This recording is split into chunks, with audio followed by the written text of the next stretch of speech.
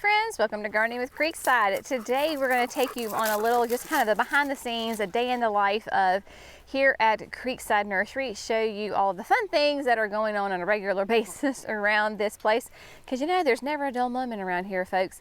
The nursery is open, so we have customers coming in and seeing us and taking advantage. A fantastic land and sea special. So we're selling land and sea for $12.99 a bag until we close for the season, which is going to be Saturday, November the 19th. So come see us. Brenna and I are standing out here in the field where we have the nice big berm project going on, and you can see that Jerry and Jackson were working this morning on trenching the line from the berm. We had talked about this in one of our recent videos. So obviously you can see where the berm is, and that's the fence. And in order to get the main water to the berm, they're having to trench back to the house.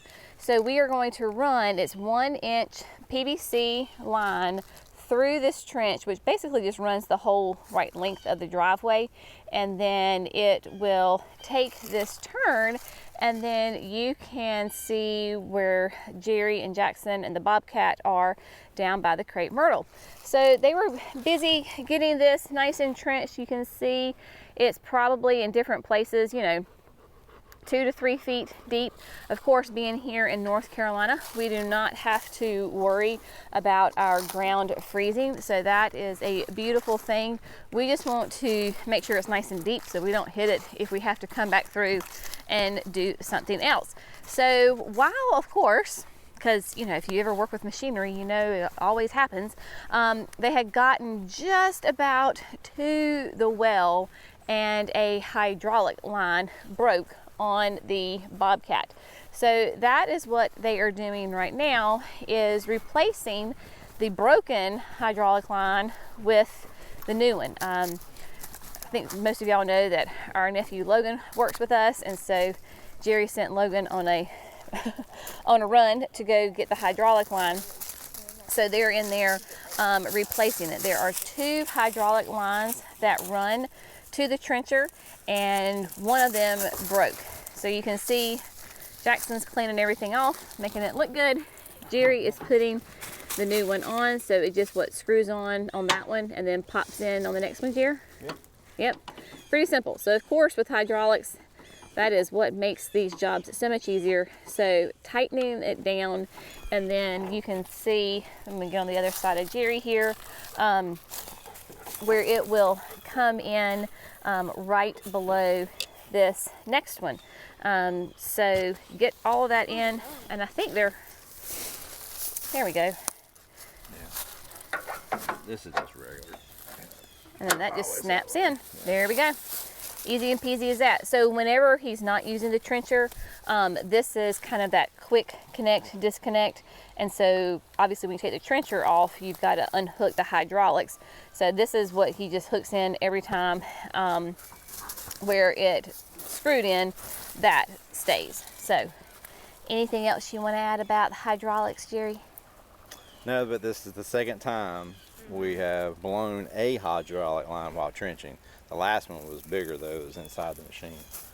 Right, and that was when you blew that hydraulic line. That was when you were doing the main water line up there at the shrub lot, and you had to have somebody come fix it. Yes. That was not fun.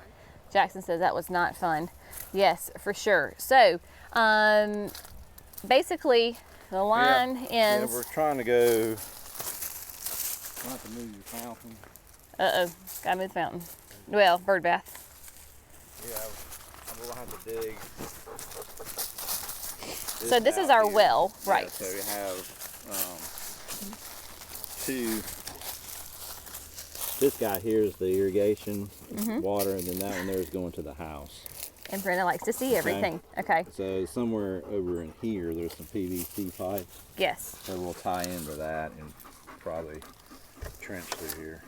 Okay, so in case, because Jerry's not wearing a microphone, so they're going to have to come in and continue to trench. The bird bath's going to have to get moved for now, and then it'll come in, and then there is that PVC somewhere in this area where they will hand dig in this area and then find it. Yeah, got to hand dig all of that out. And you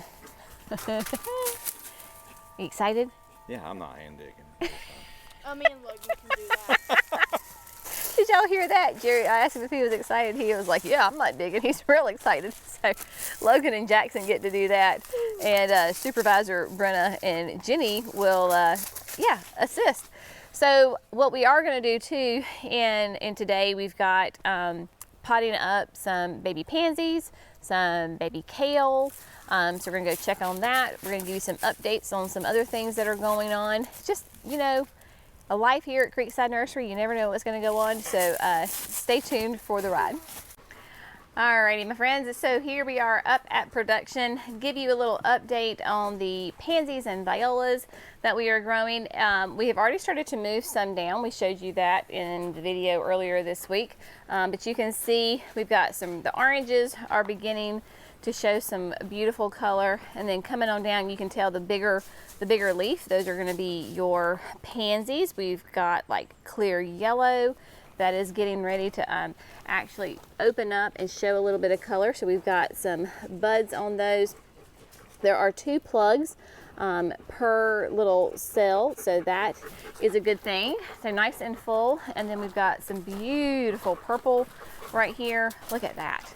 Oh my goodness, isn't she a beaut right there? So happy. So we've got those that are going on, and then we are actually growing some pansies and kale for one of our dear customers. He is a landscaper, has some big accounts in downtown, uptown Charlotte. So we grew some things for him last year, specifically for some projects. Doing that again this year. Right now what we're working on, Logan is working on, is the kale. I'm going to show you how tiny this little kale is. It is in a 288 tray. That means there's 288 plants in that tray, and look how tiny that kale is. That is going to be one of those ornamental kales that's kind of like the flat excuse me, like the flat saucers, and it'll have a nice red center once it grows. He needs them big, so put them in some 1 gallons, but Logan is going to go ahead and do some extras, and we're going to put them back in those pansy flats. More leafy It's more leafy up? I think it is. Yeah. It's not the flat one? So yeah, the good thing is that it is kale, and kale is a cool weather crop, so that means it should go pretty fast. He does not need these until the new year, correct? Right, because the customer that he has, they will switch out their fall, and then this is what they do kind of going into the new year. So we don't have to have his pansies and kale ready for him until after the new year. So that is a very good thing for sure. As I was coming out of the production house, I saw this massive pop of yellow color, and I was like, what is that plant? So we have there's 3 different shrubs right here that are showing some gorgeous fall color that I wanted to share with you. We're going to start with this massive pop of yellow. Is that not just spectacular? Like, look at that gorgeous color. Really, really pretty. You can see that it is just a vibrant yellow. Of course, you still got a little bit of green in there, that the plants, the leaves are, changing their colors as they grow. But I'm trying to get a tag for you. This is vanilla spice. We have talked about vanilla spice multiple times before. Vanilla spice is a great summer sweet. It is a wonderful, wonderful shrub. You can see that it clearly has got gorgeous fall color to it, but it will be for sun to part shade. It is a native plant. It has the most delicious fragrance in the flowers. They are a beautiful white, very kind of like a pencil type shape to them. Massive pollinator attractor. You have never seen so many little pollinators of all shapes and sizes as what comes on the blooms of this vanilla spice. It has obviously great summer color interest because of the flowers, fall with this beautiful bright yellow, and it's great in zones 4 to 9, and it can be 3 to 6 feet tall, 3 to 5 feet wide. It does bloom on new growth, so if you need to prune it, you can certainly do that after it blooms, but it does really well in wet areas. So anywhere you want, it'd be a great naturalizer. You can have it in there, but man, absolutely stunning. Another great color right here beside of us is the Sweet Talker Viburnum. Look at that. Isn't she a beaut with those nice kind of burgundy leaves on them? The Sweet Talkers are an evergreen viburnum. Forgive me for a dirty tag, but there is your tag. It will be for the southern climates because it is hardy in zones, I want to say 7 to 9. 7 to 8. Now this is going to be a big one. She can be like 8 to 10 feet tall and 3 to 5 feet wide. So it'll have a nice presence in your garden. Definitely probably want to put it in the back of your garden. It's one of the earliest spring bloomers with really sweet little pink and white flowers. But man, this time of year, gorgeous, gorgeous fall color on it for sure. And then I would just have to talk about, of course, the pearl glams. So pearl glam is a beautiful beauty berry. They're called beauty berries. I'll let you take a look at it and see if you can figure out why it's called a beauty berry. But look at all those gorgeous purple berries on it. Pearl glam blooms on new growth, gorgeous color. So what you can do is easily keep it pruned. Going out of winter, coming into spring, you can give it a nice little shape up.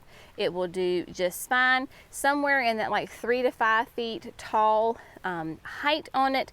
And my zones, let me see yours. I know y'all do enjoy when I tell you all the zones, but the problem is I can't remember all the plants, all the sizes, all the zones, and I have to look. So this is going to be hardy in zones 5 to 8. Really love this. It is a great, beautiful bush for sure. Yeah, so there's lots of great fall options when you're thinking about like interest. Not only do they give you beautiful like summer interest and summer color, but there's so many great options that will then transition really, really well into fall. So just kind of keep that in mind when you're picking out your plants for sure.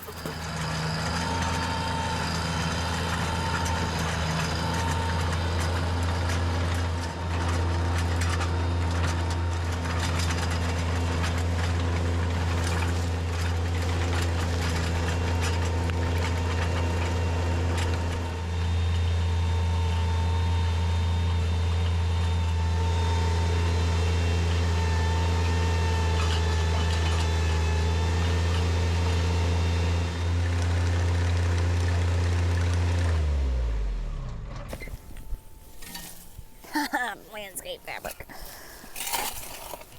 So we're digging out, we're back here at the house and we're digging this box out right here, trying to figure out where in the world these lines come off of the well.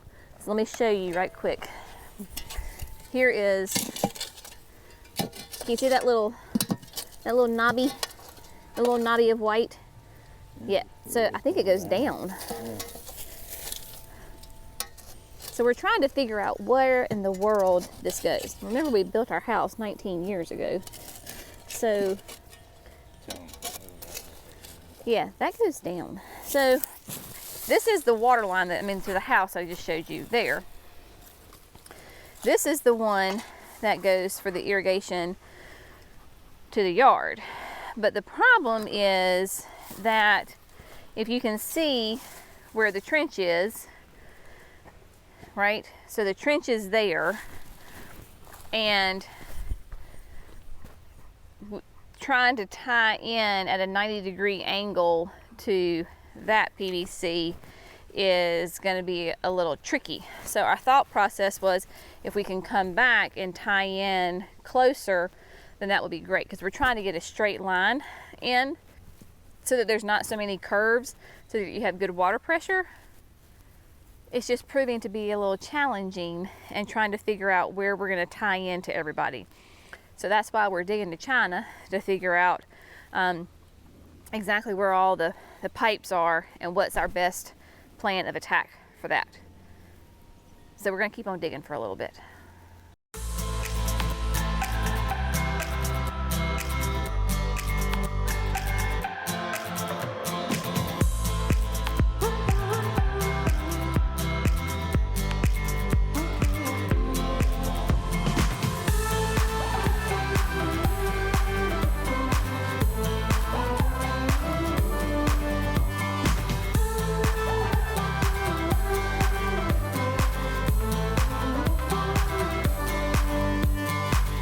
All right, my friends, so we had to do some excavating, of course, and this is what we know as of right now. All right, so Jenny's gonna hop down in here. And may I say, you know, Johnny has a great compartment underneath him, underneath the seat, and so I had made myself like a little emergency toolkit, dark gardener's toolkit. So I had my Cobra in there, I had a little extra trowel and gloves, and they all came in very handy. So Johnny's right there, so we were able to get in here and really kind of figure out what everything's going on. All right, so we're in the country, we have a well. So this is our well. It goes 220 feet down. I think that's about right. Great water. This is the, what, 220 you said line? Yeah, electrical line, which you don't want to hit. So it comes down and then shoots straight down. We're trying to figure out what in the world, where it went. We found it. Water coming in, water down. This is all wrapped, of course, so it won't freeze. Comes straight down the main water. Now, this T goes for the irrigation out for the yard. This black thing is a backflow preventer, so that way we don't get contaminated water. This comes down here, and this one goes straight down, who knows how deep, and then goes to the house. The electrical line and conduit is running directly under this one, so we were able to use the Cobra and the trowel so we could really see what's going on. So what we think we're going to do is that we now know that there are no lines or electrical running back to the trench, so Jerry can use the Bobcat to trench that so we don't have to hand dig that, so yay for that. But basically the plan of attack is, as of right now, we will put a T, he will cut this, put a T, it will come out, elbow, 90 degrees, we'll have a backflow preventer on that as well, and then, and then it'll have, of course, a cut off too. So T, come off, right here, cut off, and then the backflow preventer, and then it will connect out to the rest of the trench. So, and of course, you know, it's supposed to rain on Sunday, beginning Sunday night, and then like all day Monday. Haven't had rain in weeks, but as soon as we open up some irrigation lines, of course, the rain's gonna come.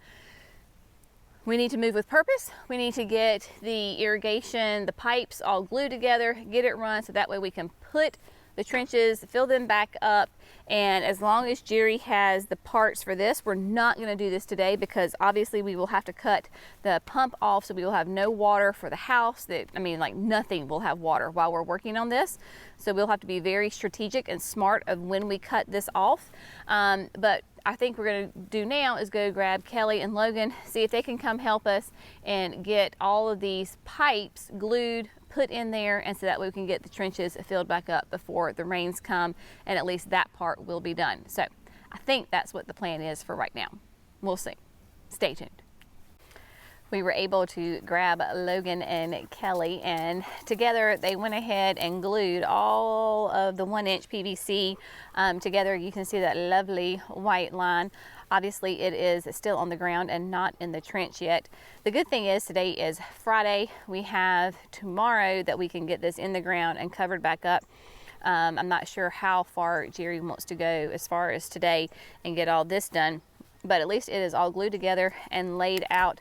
And then Jerry was using the trencher to finish up that last little part. Let me show you how that looks, because he was able to go ahead and finish the trench all the way through. So of course this was already done, going through the flower bed, and then as he was coming and finishing up, he ran into somewhere in here, let me find it, we have a corrugated, oh there it is, the corrugated black pipe that goes, drains from the driveway. So there are the boys working. Say hey, Logan. And so across, so we have, because nothing's flat here, so we have water everywhere. So we have drain pipes, drains in the driveway that come, and then that corrugated pipe brings it all the way down here. I suspect maybe he forgot about it. And then Jackson's right there. Jackson, can you slide over just a little bit for me there? Thank you. And then he hit that and tore up that corrugated pipe, so they're having to kind of hand dig it right there. There you go, buddy. Thank you, sir. So you can see where it got separated, so they're trying to dig that out so we can splice that and get that fixed. But made it all the way to the well and everything like that, so that is good. So just a little bit of that fine-tuning left to do, get everybody in the ground, and then that's going to be it kind of for today, I do believe. We have trenches everywhere, and here comes Jerry. So yes, it has been quite an adventure today, always digging, getting dirty. Never know what's going to happen here at Creekside. As always, thanks so much for going to Creekside. Y'all have a great day. See you in the next video. Bye, friends.